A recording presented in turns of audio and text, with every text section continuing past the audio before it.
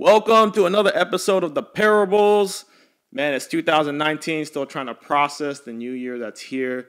I do got a special guest, the homie, Dean Tanglao. Yeah, dude, hey man, I appreciate you coming on The Parables. Dude, it was only a matter of time before we'd get you on here, man. I hope you knew that. Yeah, well, thank you for having me. It's a really humbling experience to be here, actually. Yeah. Dude, man, I appreciate it. So we know each other, kind of got connected and linked up. I would say through Emmett, who is actually from episode 1, and it was a pleasure to finally meet you back when we met at the coffee shop. And man, dude, I love everything that you're doing. I knew I had to get you, man, and I think we have a lot to talk about. Oh, yeah. I'm excited. Let's go. So I don't want to take away too much from Dean. You know what we do here. Yeah. We try to get your story. We want to know everything about you, everything that you're doing with your brand, and where we see you in the future. Yeah. You know what I mean? And our goal is to really, anything that people can take away from our conversation would be, a real blessing. You know what I mean? Anything they could take away, anything that they could apply to their life. You know what I mean? Not even in regards 100%. To business, simple principles, anything like that. So let's talk about, thinking about our conversation back at Drip. I actually there's some things I kind of don't remember, so this is good. Yeah. But let's talk about actually where you were born, your upbringing and things like that. So actually I was raised in San Gabriel Valley, California. Mm-hmm. So I was born in Pasadena. And I pretty much was just raised out in that area, a little west of here for, most of it. So I grew up actually through a private school system when I was going through school. My parents and everything, they came from the Philippines. Mm-hmm. They flew over to here, and they're like, hey, we want to give you the best life we can give you. Mm-hmm. And so they put us into private school. Yeah. And so pretty much I was in like the small classes from kindergarten all the way through, senior year. Mm-hmm. And then that's kind of where I ended up growing up out there. Mm-hmm. And the life ended up taking me out actually east of California over to Riverside. Okay. Or La Sierra University. I don't know if you know that. Yeah. It's also related. So it comes from the religion called Seventh-day Adventism. Okay. And that's kind of the private school system I was funneled in. Mm-hmm. And so pretty much if you go to that high school, like one of the SDA high schools, you end up going to like one of La Sierra or something in NorCal. Yeah. And that's kind of where I ended up going to college. Mm-hmm. And then I ended up going to Loma Linda right after to get my physical therapy degree. Loma Linda. Over there, yeah. Okay. How long did that take you? How long is that? The process? So, for physical therapy, I actually got accepted right after high school into an accelerated program. Okay. And then so that was a 6-year program. Mm-hmm. Usually it takes around 8 years to do that because you have to get your bachelor's and then you get your doctorate. Mm-hmm. But then I got accepted into the program that fuses that two together. Yeah. And then so for me, it took 6 years. And in 2014, I graduated with my doctorate and became a physical therapist. Oh, nice, man. Yeah. You know what's crazy is I have a lot of people who've been in private school, the system. Yeah. I went to a public school. But you know what? I don't think I've ever asked anybody. How was it like? How do you feel? Do you think the private school kind of shaped you a little bit? Do you think it was? Oh my goodness! Yeah. Because actually, so I have a cousin who was exactly my age, and he went through the public school system, and I went to the private school system, and then kind of like mirroring what his experiences were, and what mine were. The thing is with private schools, it's very like small, obviously, you know. And then so like you get to know everyone as much as possible. Like our class, I think had like 30 people. Makes sense, right? Yeah. Super small, and he had like thousands of people, Yeah. And so, like, the things you see on TV, like the classic, like, little cliques and stuff, we had those. Yeah. But they're very small. Yeah, and they're like, nothing compared to, like, what I assume public school would be like, Yeah. And so, but the cool thing was, like, you pretty much know everyone in the whole school. And then so you kind of have to develop these relationships with these people. So that's cool. It's like, it's a little smaller. It's a little more intimate, everybody. Kind of like people who live, like, in a small town back in the days or something, right? That's pretty much it. So you kind of, like, know everyone. And so, actually, I actually have a group of friends who are my best friends now, and they've been my friends since kindergarten. Nice. Which is, I learned, I didn't know it was unusual, but I learned it was. Yeah, it is. You know what, dude, that's something we share, because I actually have maybe like 4 or 5 friends that I known since kindergarten, and we are still friends till this day. Yeah. And I've had this conversation with a previous guest, is how crazy is it to know that you're able to still maintain those relationships, because some people don't have that luxury. It's right? True. People move on. They have those broken relationships. Yeah. And I think this we might be jumping forward, but it kind of talks about your relationships, Yeah. with everything. Yeah. You know, your personal life when it comes to business and Yeah. things like that. It says something about you. That's what I think. I don't know so if you too. feel the same way, right? I do too, and it's Yeah. like you get to know a lot of these people, Yeah. and like you know so much about them, and they choose to stay with you. Yeah, You know? exactly. You know, Exactly. we're not like we are family, but at the end of the day, you don't have to be here. You Yeah. know? But then like we've stuck together through so much from all school. Actually, these guys that I'm friends with, it's crazy. We went through high school, elementary, high school, college, and grad school together. Dang. Like we have been together. I don't call that our best friends. That's like brothers or Actually, something. no, we're brothers at this Yeah. point. You know, there's like 10 of us or Wow. something like that. That's good for you guys, though, Yeah. man. That's really good. Yeah, man. it's cool. It's an interesting experience. Yeah. What? Talk to me about where was I gonna go? DPT. Yeah. Did you always know you wanted to do that? So I mean, it's classic Asian parent syndrome kind of thing. They're like, oh, we want you to do something medical, you know? Mm-hmm. Ideally a physician or a nurse they'd like me to be. But like, so I remember when I was younger, I really loved the ocean. I actually wanted to be a marine biologist. Oh, that is crazy. I'm sorry. I'm going to be interrupting a lot because Yeah, it's cool. It's because the more we talk, we have so much in common. So, of course, the nursing thing with me. Don't worry, I took that from you. You know? I actually want to be a marine biologist too. Yeah? Yeah, I did. You know, half of my family was San Diego. Yeah. And I don't know why I never went through with it, but I was fascinated by marine wildlife. Yeah. I actually used to get those. They used to sell them in the mail, where you'd have like a book and it'd have like these cards, and it'd be the profile of each animal species. Yeah, I think I know what you're talking about. Yeah. Called wildlife something, and it would tell you about the special things about them, fun facts and things like that. But anyway, go ahead. Yeah. No, totally. Yeah, I wanted to be a marine biologist, and it was kind of funny because like my parents were like, okay, we hear you. Yeah. But so I was like, what, 13 or something like that. Yeah. And then they actually sat me down in front of the computer, or 14, something like that. And then they sat me in the computer, and they're like, okay, we want you to search how much a marine biologist makes. Or something like that. Oh, wow. So I went to the government website. I searched it up. Like I was like $20,000 a year, right? Yeah. I had no idea what that meant. I was freaking 14. Yeah. I was like, okay, it sounds like a lot of money. I make like $1 a year, Yeah.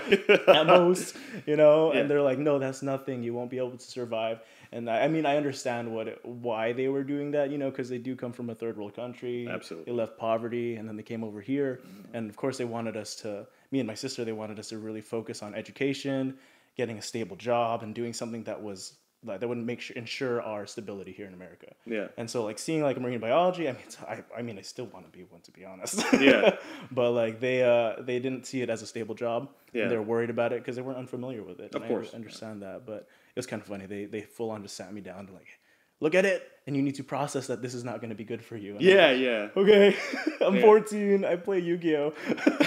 Yu-Gi-Oh. or something. Yeah. I don't know if Yu-Gi-Oh was still a thing, but Dude, that's funny. I think you know, I know we talked about this too. I think as we started to mature and we started to get older, we finally start to realize that what our parents wanted for us was for the better. Yeah. You know what I mean? Yeah. I Totally. mean, you know, they just they're being parents. They want what's best for their kids. Yeah. And you know, coming here, they don't maybe it didn't come to them of how much how much opportunity there is. Yeah. You know what I mean? Because now you're going into the entrepreneurship, which we'll get into. Yeah.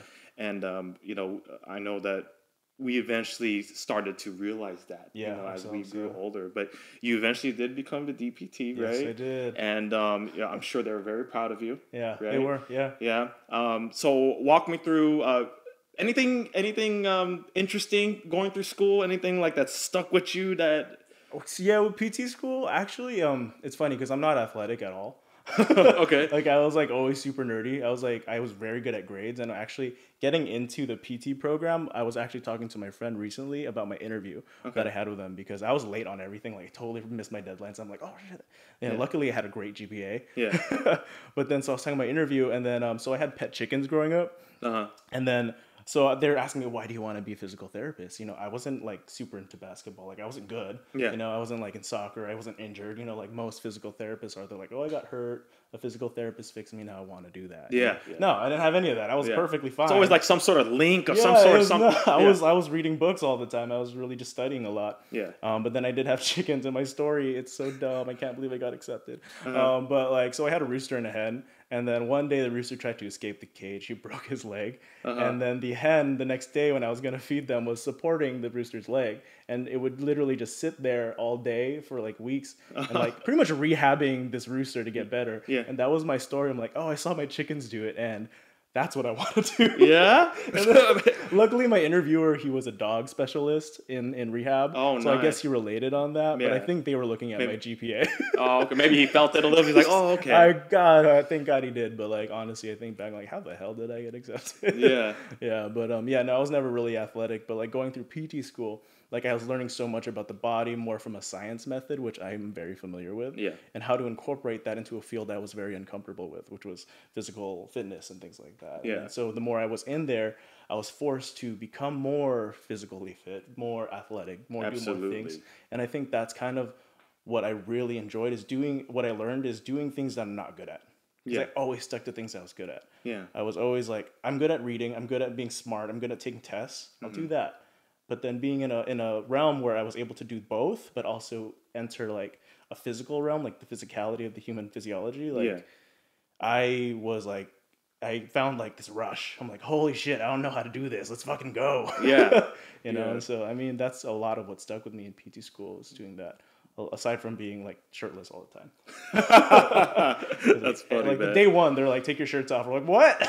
Really? My belly's just hanging out. Like, Oh okay. man, that's crazy, man. Yeah, Well, first off, shout out to the roosters, changing people's. Changed my life. I got it right here. Actually, it's a tattoo. It's a little obnoxious. Oh, okay. Hey, shout out to the roosters out there changing people's lives and futures. You know what I mean? You know, get yourself some chickens. It'll change the course of your life. Yeah, man. And so you were obviously in the program, the school, and then like you said, you were kind of forced into in that realm. Yeah. Obviously.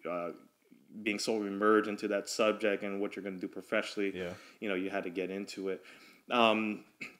Did you embark on a fitness journey also, or did it just really come from being in school? Because it seems like I know you're very, obviously with the brand and stuff too, you're very active. Yeah. Did you start getting into like fitness, like clubs and other things like that kind of helped molded everything too? Yeah. In line with DPT? Yeah. So it was actually with the physical therapies because we were always shirtless all the time. And like pretty much my competition in the class, everyone was like football players, all these kind of things, and I was not.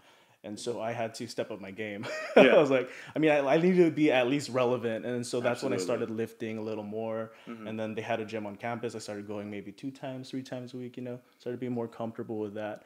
And then pretty much that's kind of how I started like tiptoeing into the fitness industry. Yeah. Is pretty much just trying to keep up with everybody else in my class. Yeah, yeah. It's funny because it reminds me when I was in nursing school, right? Yeah. I was a big dude, and I know I just posted this by the way, a 10-year transformation. Oh yeah, yeah. I was a big dude. Yeah. But I had to ask myself, and I'm sure you could relate to the story, because you're going to be in that profession.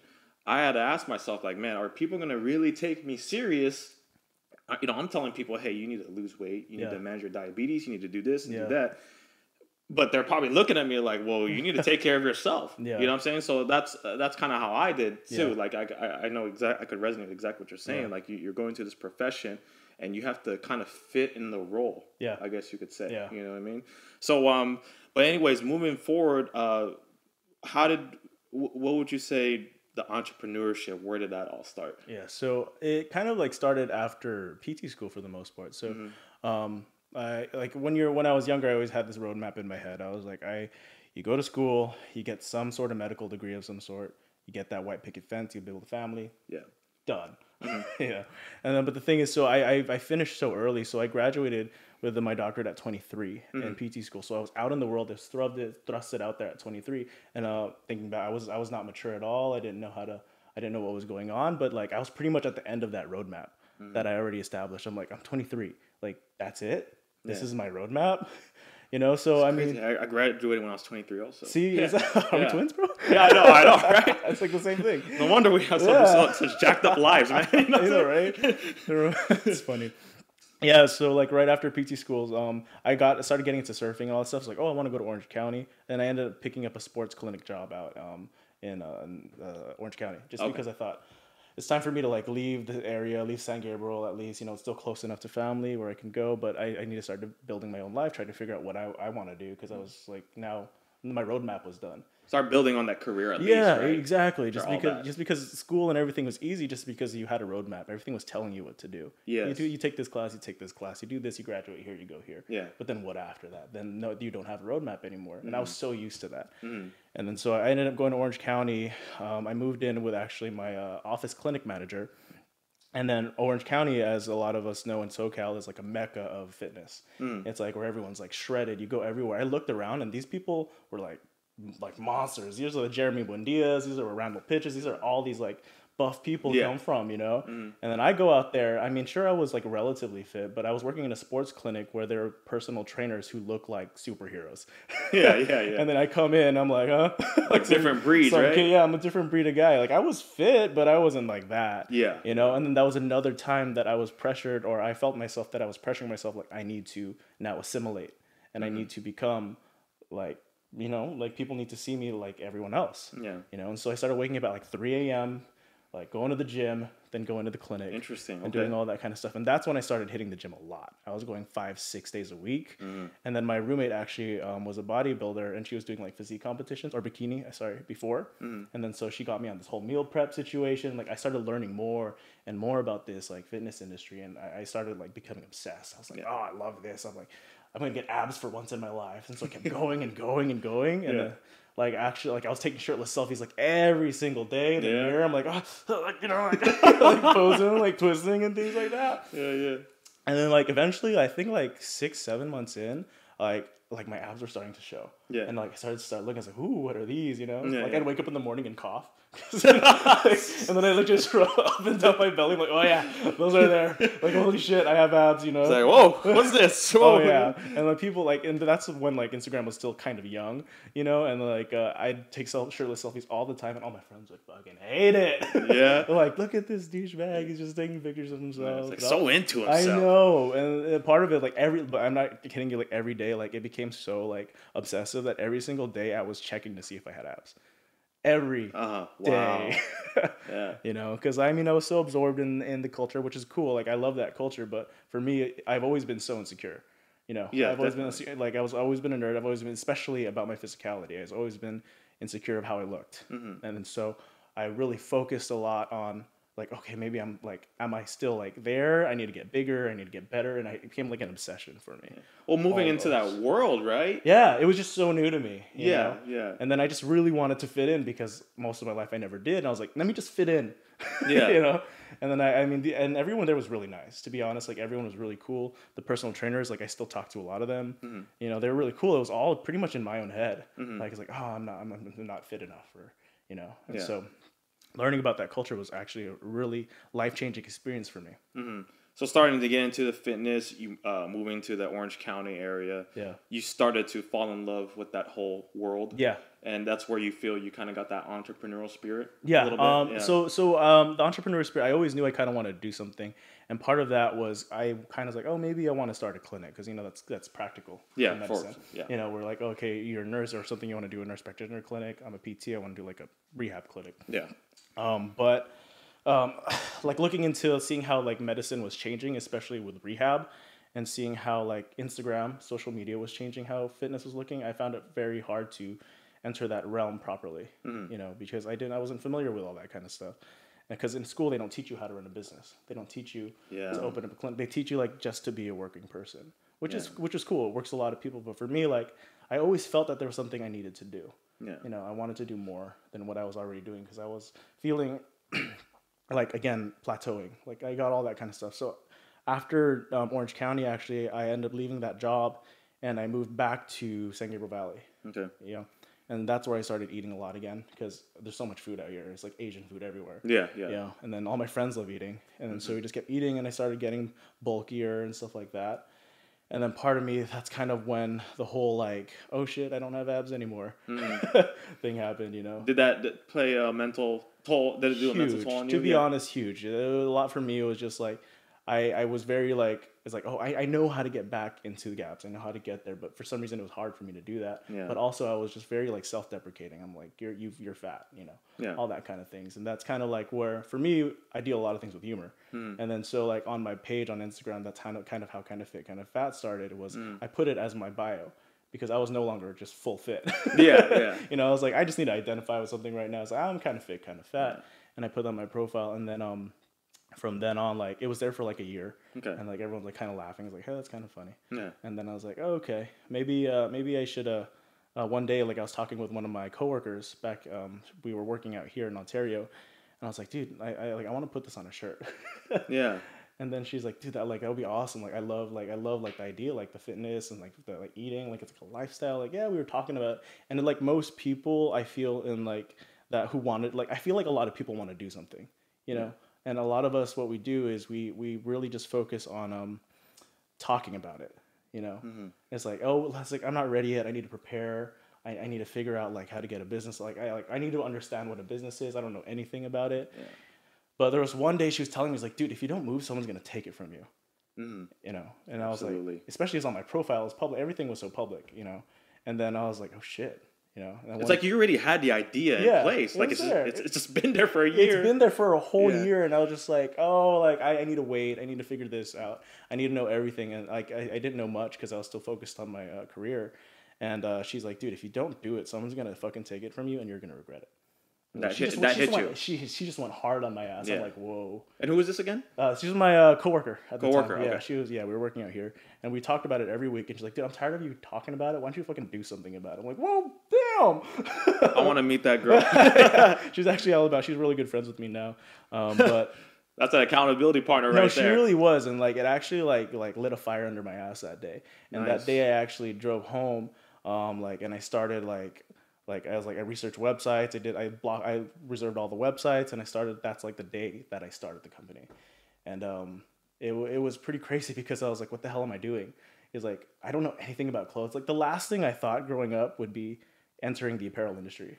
Mm-hmm. In fitness. Yeah. You know, and then so I was like sitting there like, what the fuck are you doing? Like you went to school like to be a doctor of physical therapy, and now you're selling a website like trying to do this. What was going through your mind at the time? So what were the first things you did that day? That day when you drove? Yeah, what were the first things you did? So I was designing a logo and stuff like that. So that day what I actually did was I ended up buying out all the websites. Like I called my friend who just started her business in PR, mm-hmm. and she's like, you need to reserve everything on social media. You need to reserve everything on she told me everything that I needed to do, and I thank God for that. Claim everything. I was now. Like, oh yeah, so I claimed everything. And then I launched, the logo wasn't fully ready, so I was like stayed up all night. I had my cousin look at it. She's like, it looks dumb, that looks dumb. I'm like, it's just like, you know. And then so I finished the logo, I reserved all the websites, and then I posted it on my personal page. I'm like, hey guys, I'm doing this. Yeah. And I was like, what the hell? Yeah. How was the response? Like, it was good. It was fun. Oh, okay. Yeah. Good, so good. Like it was my page was very like private, like personal, and it's usually with like my friends and stuff. They're like, hey, this is kind of cool. Mm-hmm. At least the social media presence was like, they're like, hi, you're like, this is funny. This like totally makes sense. You know, things like that. Yeah. And so they were okay with it. And then so going through that whole process of trying to figure out how the hell I'm actually going to do it, because now I have accountability. Yeah. Now I told everyone I was doing something. Yes. And we relate again on this. And I have no idea what the hell I'm doing. Yeah. You know, and so like that's kind of where like the whole process of like my mindset had to constantly change and try to figure out how to, again, do something I'm not good at all or have no idea how to do, mm-hmm. and just like try to thrive in there. Yes. And then so from then on, like, so I did that, and I actually I started like screening people. I was asking, especially females, because I knew the word fat was, especially with a whole like everyone has to be kind of fit kind of like vibe. Like they were not as comfortable with that word. Yes. And then so I actually wanted to see like firsthand what they'd say. So I interviewed a couple girls. I'm like, hey, I'm starting this brand. Would you ever wear this? And then I think you told me this. Yeah. But I it's very smart because what you're trying to do is you're trying to get a perspective from the market. Yeah. Right. Exactly. And I think another thing is you realize and focus and honed in on the word fat. Yeah. There's a huge meaning attached to fat, right? And I like that a lot, actually. Yeah. So I really just focused, like pretty much that's the biggest thing. So I went up to all these women. I'm like, hey, would you ever wear this? Every single one of them again said no, like flat out told me no. And I'm like, why? And I'm like, because obviously it's the word fat. I don't want anyone to call me fat. I don't want anyone to see me that way. And then it was kind of funny because I was relating a lot to what they were saying. It's like pulling back to my insecurity of always taking photos of myself, making sure that I was always feel like it affected me the same way. Yeah. I'm like, hey, this actually is this is more than just what I thought it was. You know, it's like, so I looked them in the eyes. I'm like, I'm going to change your mind because we need to be more comfortable with even just the word fat itself. Yes. Like, it shouldn't be such a derogatory term. Like, it shouldn't be used to hurt someone, you know? And that was my goal, is not allowing such a short 3-letter word to hurt so many people. Yeah. By making it into something that a group of people will identify with, or people who kind of band together. You know, like, watch me, you're going to be wearing this shirt in a couple months. You know, and then a couple months later, they were wearing it. How hard was it? I'm jumping a little bit it's here. cool. No, because I wanted to go back into something, but Yeah. how hard was it trying to execute this thing? Because God. I mean, obviously, there's so much. Because like we just talked about the word fat, right? Yeah. There's so much meaning attached to that. And what I was going to get into was, it's just crazy now that you talk about this, because I think I may have missed this back in our previous conversation. This brand is you, like, as in, like, it's your identity. Because you spoke about, you know, your insecurity, how you went from, you lived in Orange County, you were in that world, being fit, having those abs. Yeah. Then you went back, you know, I guess, you know, you kind of lost yourself, I guess you could say. And it seems like the way when you were talking about your story, again, the story ties into the whole, you know, the brand, how it really just defines, like, the identity and, like, what, you know, that, and how it translates to the message that you guys are trying to say. But you know, how hard was it to kind of execute, because you knew it had a, you know, again, the meaning attached to fat, and like it could be seen the wrong way, which I know you 100%. Deal with still to today, and we'll get to that. Yeah. But how hard was it to execute? Did you have like kind of like a strategy that take you a while to do it? Like, no, so I mean, I remember I was sitting out with who my business partners are now, and I'm like guys, like, this brand, they knew that this brand was me. Like what you were saying, it was more than just, oh, this is a cool idea, let me just do that. Like, I just want to start an apparel brand. It became like my identity, and kind of a message that I kind of wanted to spread in the fitness industry, that I saw, like, that other people could relate with. Yeah. And so with that, like, I focus on vulnerability. That was the biggest thing. It's because a lot of people, powerful word, by the way, especially with the public eye. It's a scary place to put anything on Instagram, because it's there and everyone can see it. Yes. Or even Facebook or anything, like, especially Facebook, they're full of trolls. Yeah, I agree. But like, for me, I was like, it came first with, like, me opening up about my insecurities, because no one ever saw me as, like, that insecure guy. Like, oh, he's always happy, like, he has his life together, he's always like, I looked like I was, like, perfectly okay. But it became a point where it's like, if I would expect other people to be okay with this and other people to be vulnerable, I have to do it first. You know, like, and so I ended up... You had to lead by example. Exactly. And then so, like, that's kind of like how our campaign went, where we realized all of us were suffering from the same issue. And because my friends, like, you know, we all got, like, thicker, you know, dad bods almost without the kids. You know, but then it came a point where it's like, we need to start sharing, like, even if it's just us, at least it's out there. For if there's another person who would relate to our brand, then that it makes it all worth it, you know? And so that's kind of like how that came, is it just came down to vulnerability.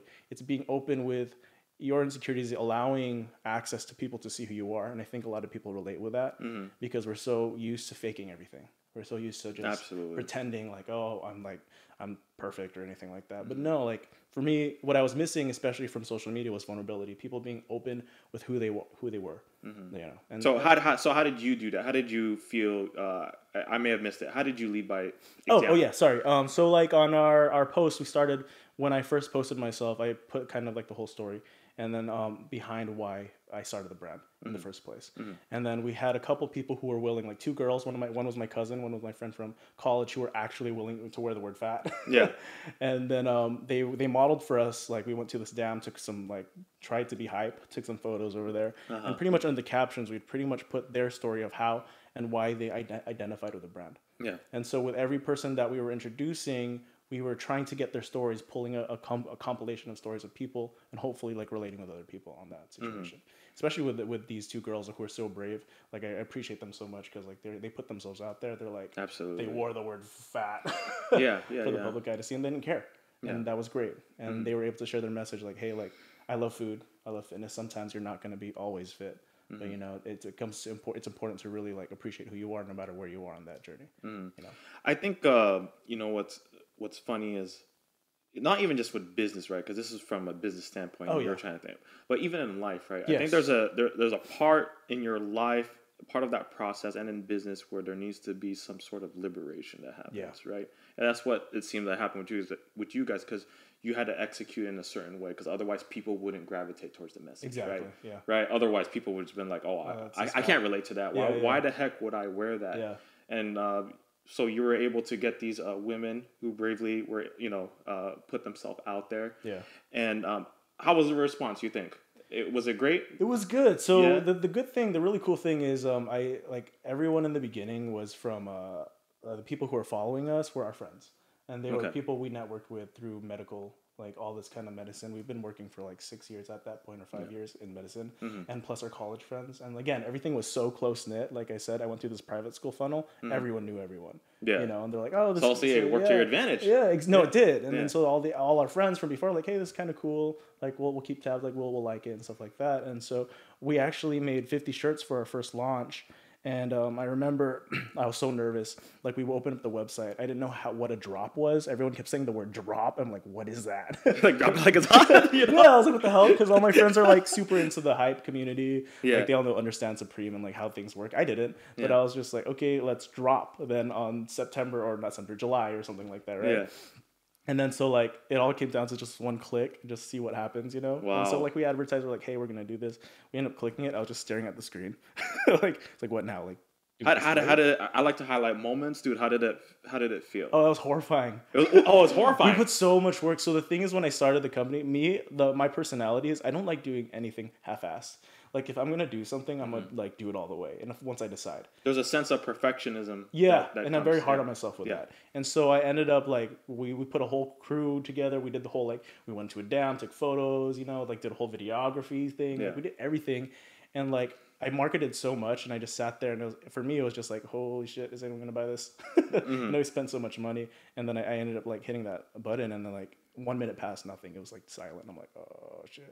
Just one minute. 1 minute. And 2 minutes, it was quiet. I'm like, oh shit. And then I was like panicking. So I had this problem where I was just like, guys, no one's buying shit. Like we're doomed. And then my friend's like, dude, chill. Just kidding. You should have got this timer. I know. Seriously, I might actually. But then they're like, yeah, just take a look, see, like just give it 3 minutes. And then once 3 minutes, our first customer came in. I'm like, okay, thank God we're done. Let's leave.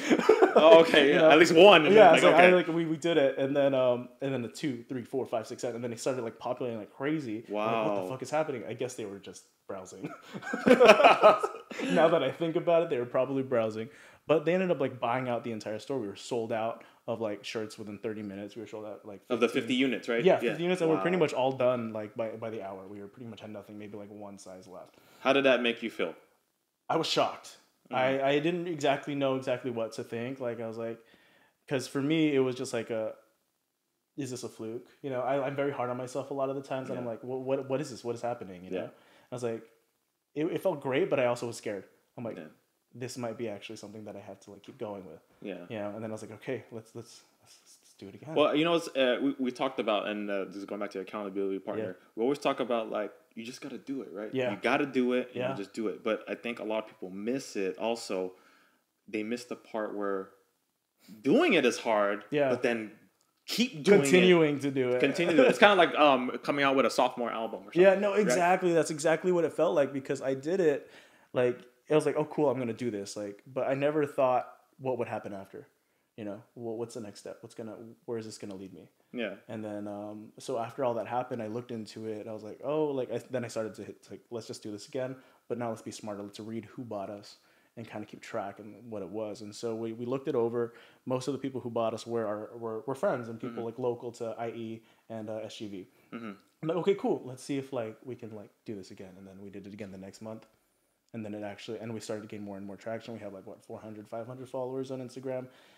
And then we sold out again. Wow. And then this time it was like 90% our friends, 10% people I had no idea who they were, And then the next month we did like 200 shirts, and then it became like a pattern where it became small and smaller of who we knew. And then now it's just as people who I didn't know. And so it kind of just like, it was like, it's hard to say, but it was like this, like these are the people that you know. Yeah. Here's a small portion of people you don't know. Then slowly started going. Like, it started developing small and small. On the other side. Yeah. And I was like, why is this happening? I'm trying to understand. And I started talking to my friends. Like, honestly, like they were talking like every time I wear the shirt, someone stops me and asks me about it. And then they were saying that it was so cool because they've never worn a shirt that they were stopped so much for. And then so it's like it was the advertising was free, like it's a self. It was a self advertising because the name is so catchy, and people were so intrigued by the word fat because like it was so like no one ever saw that on a shirt, and they're like, that's funny, like that's me, And then they were talking to them like it was great because we were able to talk about. Like, it was a conversation starter between strangers who had no idea who they were, who would have never interacted, but now they wore this shirt, and they were able to talk about not only the brand, but themselves, and about, like, just the message. And I think by word of mouth alone, it started to spread from that. Well, it's funny because when you go to the gym, right? Yeah. Or wherever you're working out, you're kind of focused, you're in your zone, you're trying to work out. But at the same time, I think the gym also is a place of conversation, too. That's how I feel. Yeah, no, it is. And that sometimes that's missed. Yeah. You know what I mean? And it seems like that's kind of what it sparked. It sparked a conversation. It sparked a community. And I was just going to say, because I told you this, I said, dude, when I found out about your brand, it's one of those things where it's like, when you see something, you know if it's a winner or a loser. Yeah. Dude, I know this is I just see that this is something special. Appreciate that. And I gravitate to it because when I think of some of the things I think about, the qualities I think when I see your brand and, I just know of your brand. I'm not fully submerged. I don't know what goes behind the scenes and stuff. But I see some of the words that come to my head is definitely community. Yeah. You know what I mean? Definitely a positive influence. Yeah. And I want to say the word fun. Yeah. And I don't know if it's because I follow you and you're such a funny guy. That's why I gravitate to you so much. Yeah. But, those are qualities that I know I would want to be a part of. So I could see why these people started to really, you started to gain that traction, I guess you could say, So, dude, kudos to you, man. Thanks, that's really cool, man. So, let's talk about some haters. Let's talk about some haters. I know you had you've told me that because let's just be honest, we're living in a time now. Not a lot of people are able to have this, but we're living in a time now where people really think superficially. Yeah. Right. I could be a bonehead. I'm just gonna take that. I could just be a guy who's just kind of not open-minded, not seeing from the different side. I could look at that shirt and just be like, "Oh man, like this is spreading a terrible message." Oh yeah, And I know you've gotten that. Yeah. How have you guys been able to? I don't want to say respond, but kind of just move forward, keep moving forward, I guess you could say, or continue to do what you guys are trying to do, which is great. Spread a positive message. Yeah. So I mean, we haters didn't come until maybe 3 or 4 months into the brand, which I think is pretty fast. Yeah. For them to even notice. And we said this too. Once the haters come, you're doing something good. You're gaining attention, right? And you're the first hater that came, like, we actually celebrated. Yeah. Like, we did it. We have a hater. Toast to the haters. Toast to the haters. But honestly, like, I think with whatever you do, whether like even if it was like a different message or something, there's always going to be a hater. There's always going to be someone who's always going to try to take you down, no matter what. And so when we were putting the word fat, of course we're going to get that uprising of people like, don't do that. But for us and for me in particular, I knew that the message was more than that. It was more than just be fat. No, that's not the message. If you really look into it, it's more of kind of a mentality change. It's a mental shift to to avoid self-loathing, to avoid changes that come from negativity. For me, it was understanding that what we were promoting was making a change for the better in your life through positive outlook, by being able to accept your body, like accept yourself, but in a positive outlook, and also make humor out of it.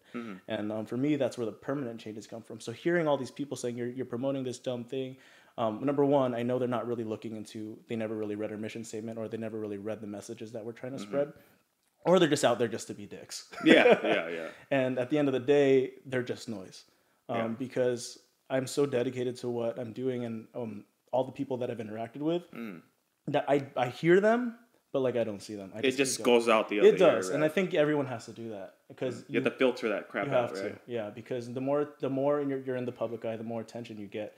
People will see you, and they were just gonna talk shit, and that's unavoidable, no matter where you go.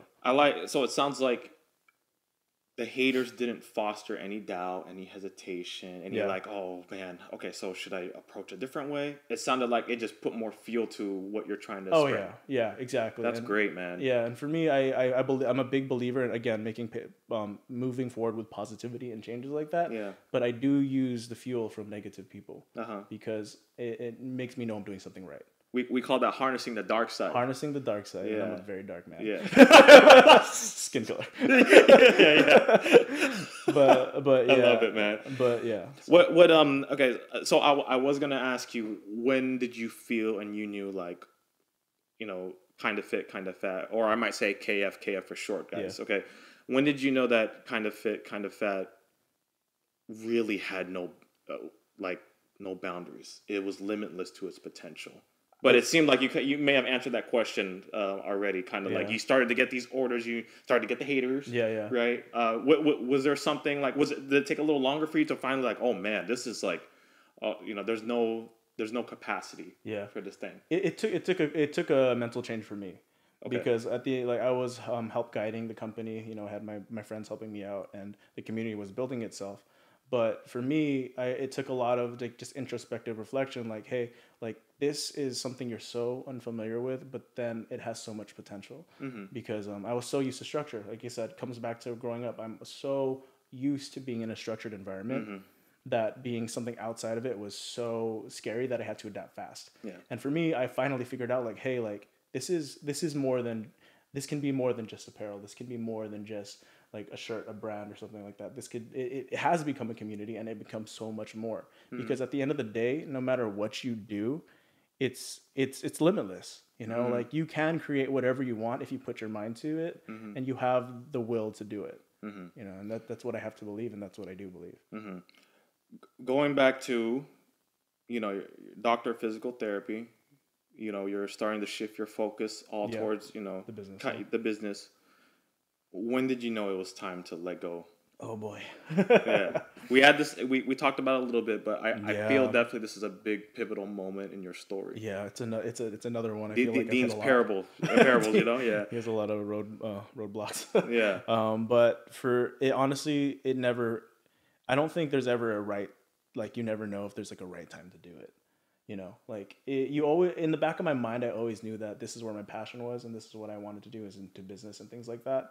And I knew I would end up transitioning full time, but there was never really a moment like it was like, oh, this is for sure gonna be when I do it. You know, it kind of came from, well, shit, if I don't do it now, like the business was growing so fast, like I couldn't handle doing a full time running a clinic and running a business at the same time. I'm like, I'm going to have to pick. Yeah. And then of course, like at the end of the year, it's always a good reset. I'm like, fuck it, I'm just gonna do it next year.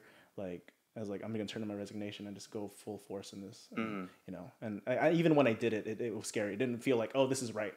You know, I was still struggling with the concept, like, where's my money gonna come from? Where's this? But for me, it's just more of, I'm just gonna fucking do it. Yeah. You know, less talking, more doing. So you know, having other guests on this podcast, I could recall almost all of them.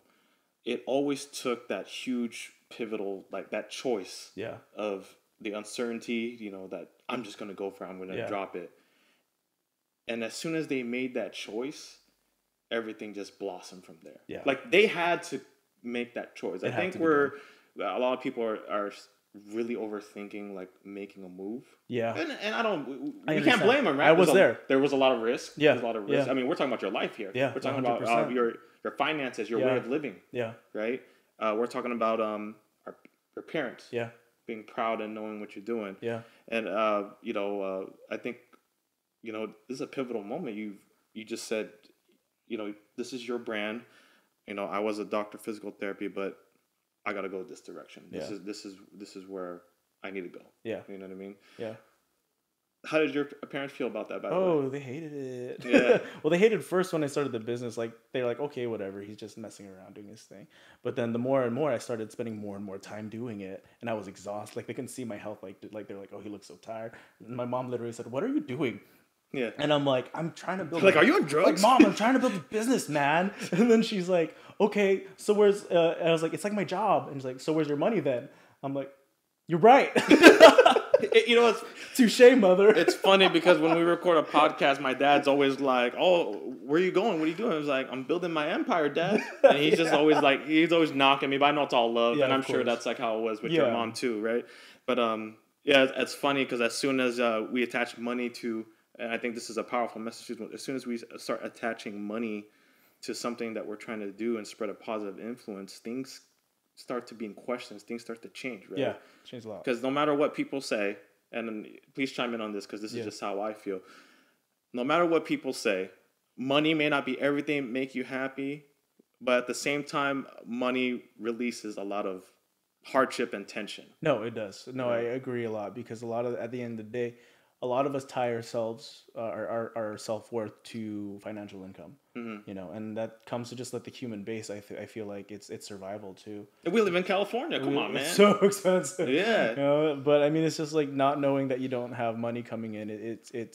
It can really affect a person's self-confidence, and like it's part of the factor you have to take in no matter what. Yeah. Like we can always tell, like there's always a blend because people are asking me to like talk to their kids, like tell them like what to do, and it's hard to do because I'm trying to fuse kind of like this whole like do everything, like do whatever you want, do your love, passion with the stability of what I've learned from my parents about being financially safe. Yeah.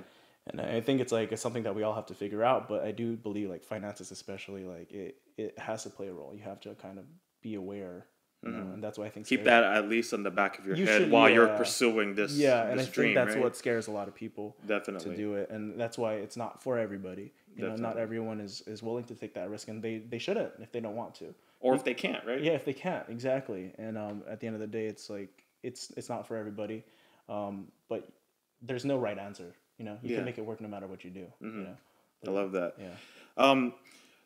And another thing, and I told you this, when I think of kind of fit, I think of a strong community. Yeah. How important is it, from your experience, having an apparel brand, you know, company, and making sure that you develop a community? It's actually kind of crazy because I remember.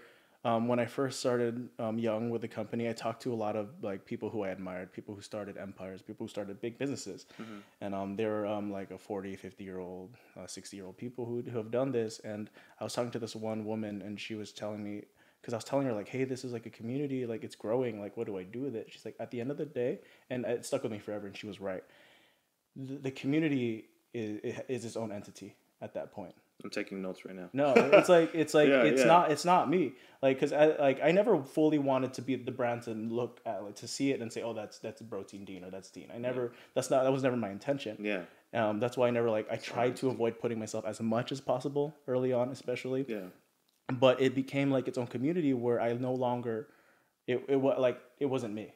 You know, like, what do you mean? Like, you can't control it, or I know you can control it. You can help like guide it. Yeah. But at the end of the day, the community was its self-growing entity. It was like you see it as its own growth, like of people. These are the people. These are the community base, and they kind of they are something else. Like you're your own orange tree, and then this other orange tree started growing. It's growing, and it's my job to water it in a way. Woo! Damn.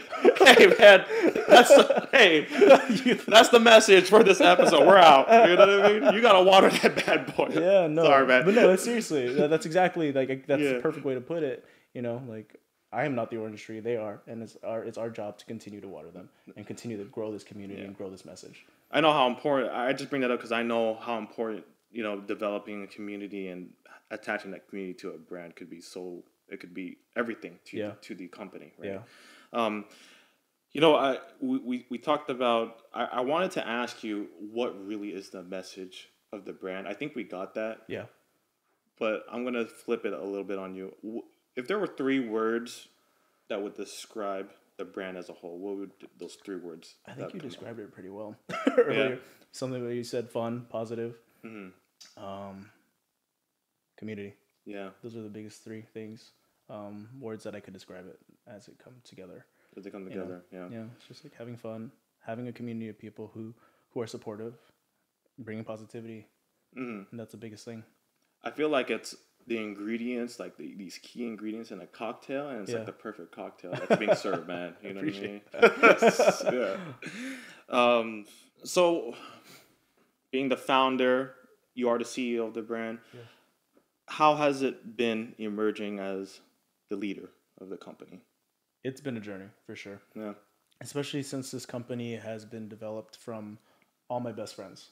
Everyone who has been like really close to me from my friend aspect has eventually somehow or another become part of the company. And it was always for me, they always say don't do business with friends. Yes, right. Yes, I mean, that's like a classic rule. Definitely. And it's for me though, knowing like our group and our cohesion, it's kind of why we feel the company is doing well, because of who we are as people. And as we work together, we're all crazy a little bit, but we have stability. It has enough creativity and enough like intelligence to develop. But at the same time, it was very difficult to separate business from friendship, because at the end of the day, we're always hanging out now, and it's almost 95% about business. Interesting. Yeah. Wow. And I've seen I've heard all these like stories about things that happen, and I can understand why. Just because your relationships do change, and change not necessarily is a bad thing.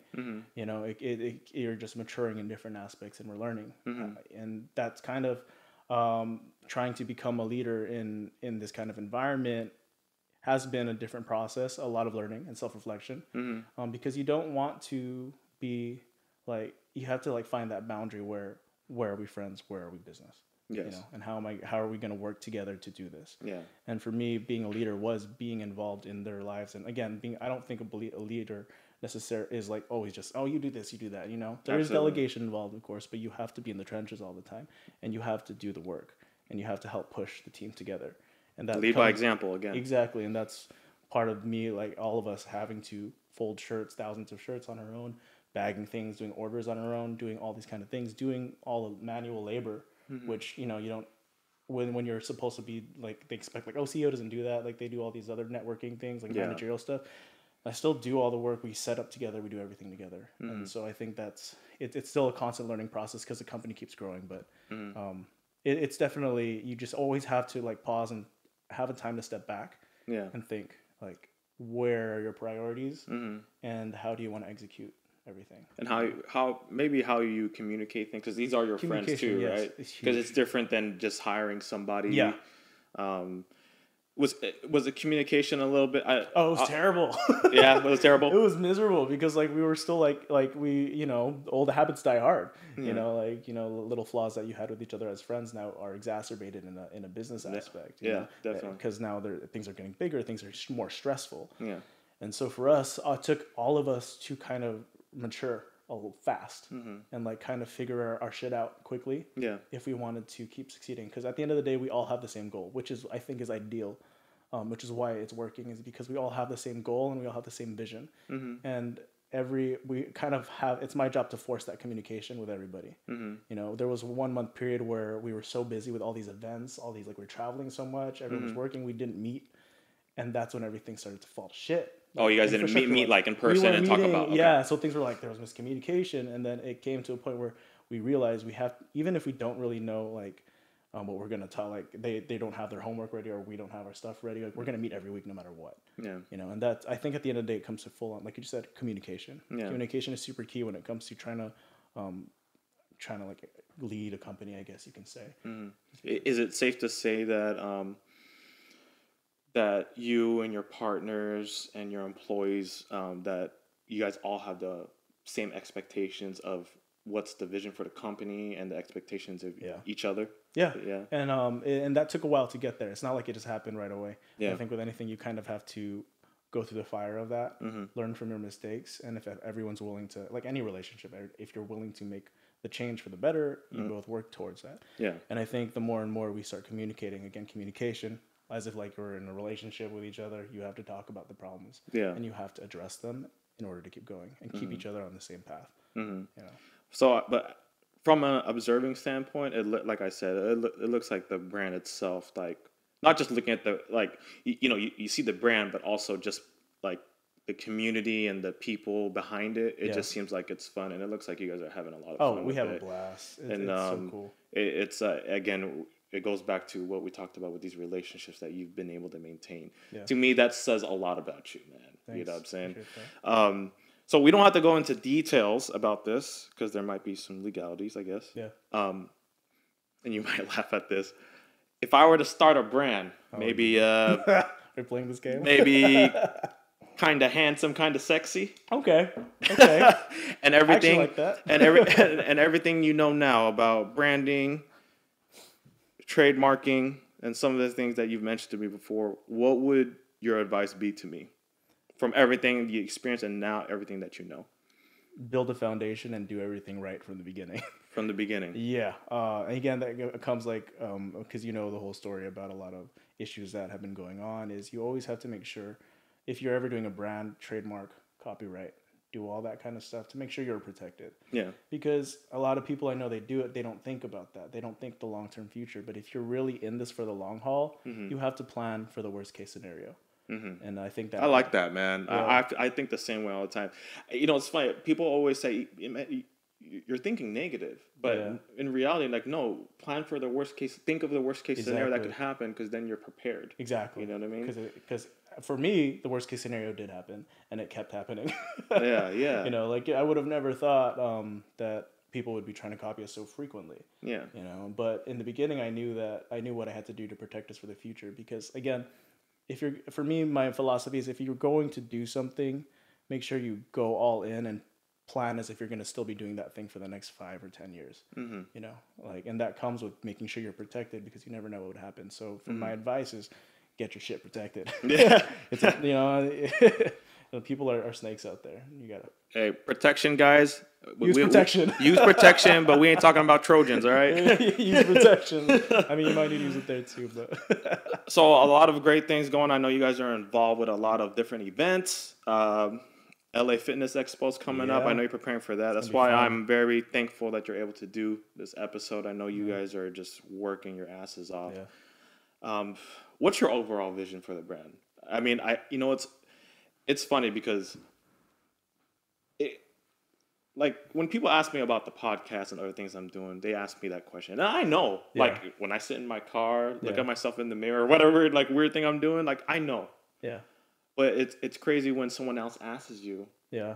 It kind of makes you really think of your answer. Yeah. And not to put you on the spotlight, which I kind of am, sorry. But, you know, really,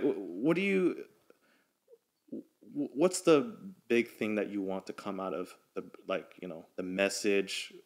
And also, what's the overall bigger picture for the brand? So for me, it was always about number one, showing a message that I felt needed to be heard. That was a big motivating factor and a big vision that I had, was having as many people hear, or at least have the chance to relate to something that they maybe wouldn't have related to before.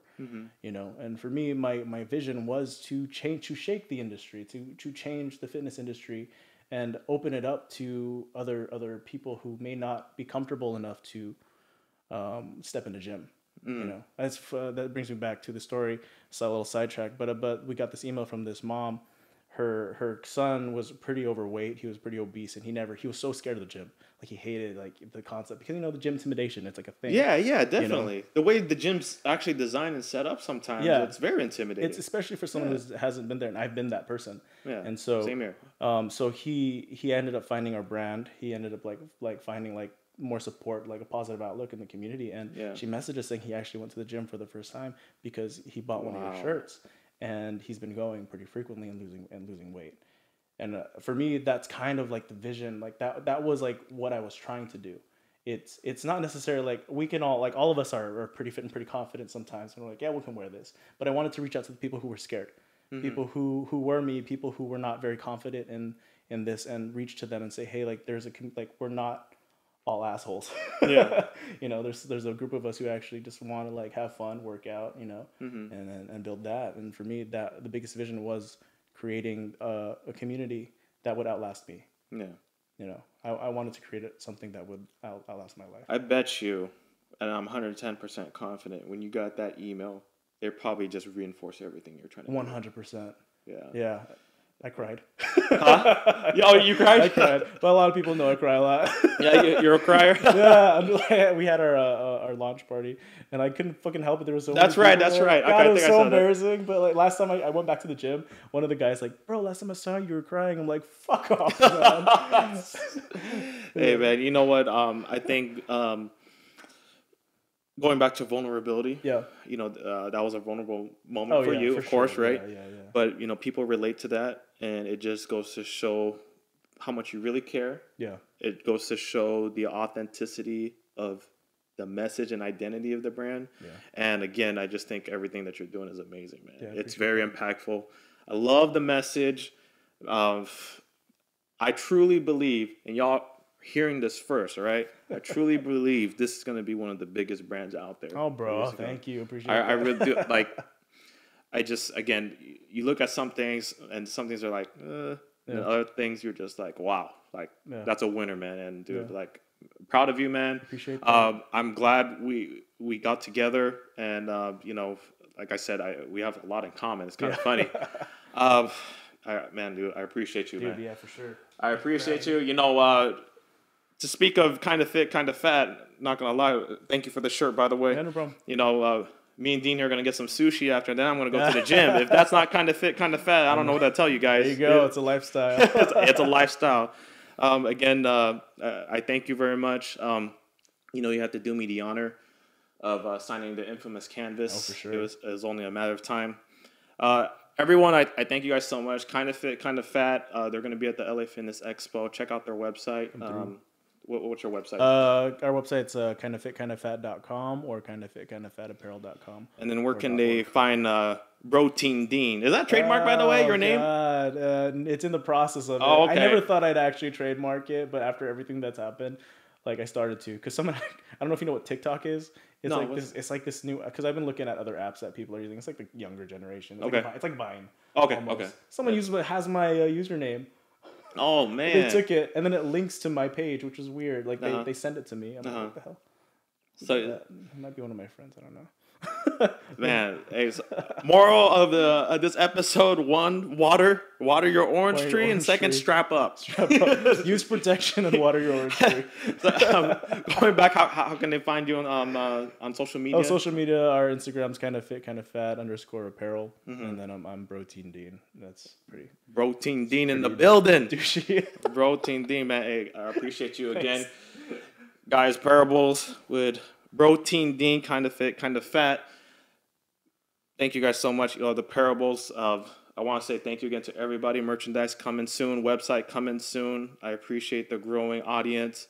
Again, we're trying to spread a message here, not only with people like Dean's story, but just spread a positive influence here. And that's why, dude, I had to get you, man. I had to get you on here. Thanks for having me. Do us a favor, like, subscribe, follow, all that good stuff. Most importantly, if you guys listening to this, whether it's YouTube or Spotify, iTunes, and all the streaming platforms, please screenshot and tag me and Dean. Let us know what you think about the episode. I think the episode was amazing. A lot of powerful message. Yeah. Parables Podcast. Appreciate you guys. We out.